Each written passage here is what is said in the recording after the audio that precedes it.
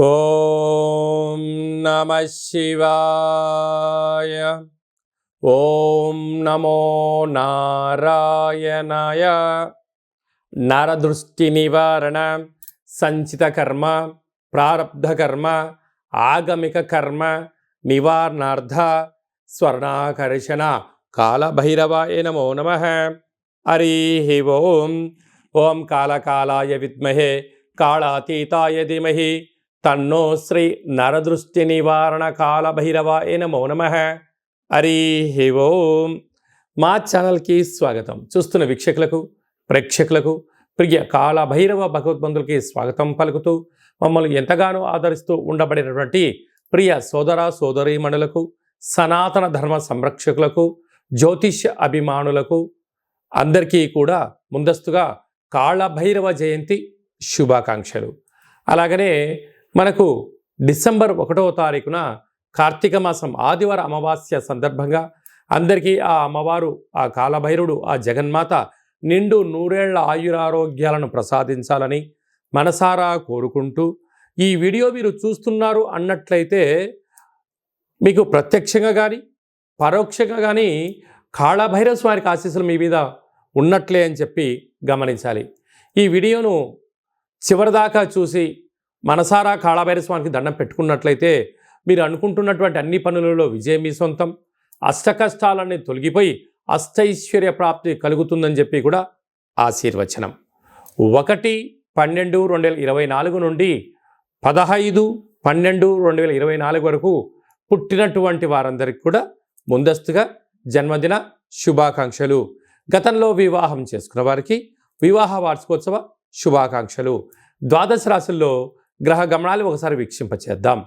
వృషభ రాశిలో దేవగురు బృహస్పతి శత్రుస్థానంలో సంచారం చేయడము, కర్కాటక రాశిలో కుజ భగవానుడు నీచభంగ రాజయోగ సంచార స్థితి, కన్యరాశిలో కేతు సంచార స్థితి, వృశ్చిక రాశిలో రవి బుధ సంచార స్థితి, బుధాదిత్య రాజయోగము, ధనుసు రాశిలో శుక్ర భగవానుడు, కుంభరాశిలో శని భగవానుడు స్వక్షేత్ర వక్రగమన సంచార స్థితి, మీనరాశిలో రాహు సంచార స్థితితో ద్వాదశ రాశుల్లో గ్రహ గమనాలు ఈ విధంగా ఉన్నాయి.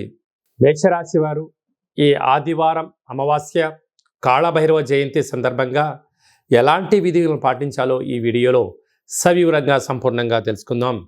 మేషరాశిలో ఏ నక్షత్రాలు వస్తాయనగా అశ్విని నక్షత్రంలోని 4 పాదాలు, భరణి నక్షత్రంలో 4 పాదాలు, కృతికా నక్షత్రంలో 1 పాదం కలిపితే మేషరాశి. అలాగే చాలామందికి పుట్టినటువంటి కాల సమయంలో డేటా బర్త్లో లేనటువంటి కారణం వలన పేరు యొక్క మొదటి అక్షరాన్ని అనుసరిస్తూ ఆ రాశిని తెలుసుకునే ప్రయత్నం చేద్దాం. చు, చే, చో, లా, లి, లు, లే, లో, ఆ అక్షరాల వారందరూ కూడా మేషరాశి జాతకులే. మేషరాశికి అధిపతి కుజ భగవానుడు.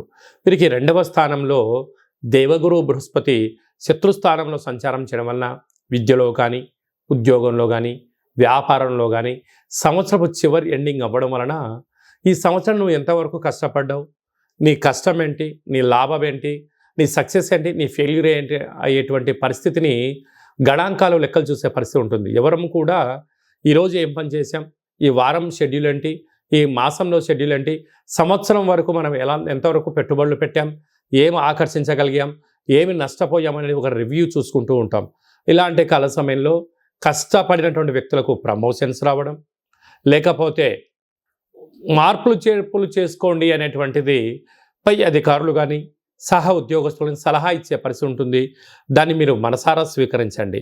అర్ధాష్టమ కుజుడు మీ జన్మ నక్షత్రం రోజున అష్టమి, పూర్ణిమ, అమావాస్య తిథుల యందున 4వ తారీఖున, 8వ తారీఖున, 31వ తారీఖున చాలా జాగ్రత్తలు అవసరం అని చెప్పి కూడా బాగా గుర్తుపెట్టుకోగలగాలి. అష్టమంలో బుధాదిత్య రాజయోగం. ప్రభుత్వ అధికారులతో చాలా జాగ్రత్తగా ఉండాలి. మితిమీరిన వేగం పనికిరాదు, దురుసు పాటు మాటలు పనికిరాదు. అలాగనే కోర్టు సమస్యలు, పోలీస్ సమస్యలు, వాహన ప్రమాదాలు పొంచి ఉన్నాయి, తస్మా జాగ్రత్త. అలాగనే వ్యయంలో రాహు సంచార స్థితి ఉండగా కనుక దయచేసి అప్పులు ఇవ్వద్దు, అప్పులు తెచ్చుకోవద్దు. ఉండబడినటువంటి వాటితోనే ప్రణాళికాబద్ధంగా సక్రమంగా ఒక దిశను నిర్దేశించుకొని మీరు ప్రయాణం చేయగలిగితే చాలా మంచి కాలము. లేకపోతే అప్పుల పాలవడము, అనారోగ్యము, అంటే సంవత్సరం వెళ్ళిపోతూ మనకు అనేక రకాలుగా యోగాన్ని ఇవ్వడానికి సిద్ధంగా ఉంది, కష్టాలను స్వీకరించే పరిస్థితి ఉంటుంది. కనుక ఇలాంటి కాల సమయంలో మౌనం, ధ్యానం, ఏకాగ్రత చాలా అవసరమని చెప్పి గుర్తుపెట్టుకోగలగాలి. కనుక కాళభైరవ జయంతి సందర్భంగా ఇంట్లో కాళభైరవ స్వామి స్మరణ చేద్దాం, ఒక కుష్మణ దీపాన్ని పెట్టుకుందాం. అలాగనే అయిన తదనంతరము చాకలి వాళ్ళకి కానీ బ్రాహ్మణుడికి కానీ ఈ యొక్క దీపాన్ని దానం చేసినట్లయితే అపమృత్యు దోషం తొలగిపోతుందని చెప్పి గమనించాలి.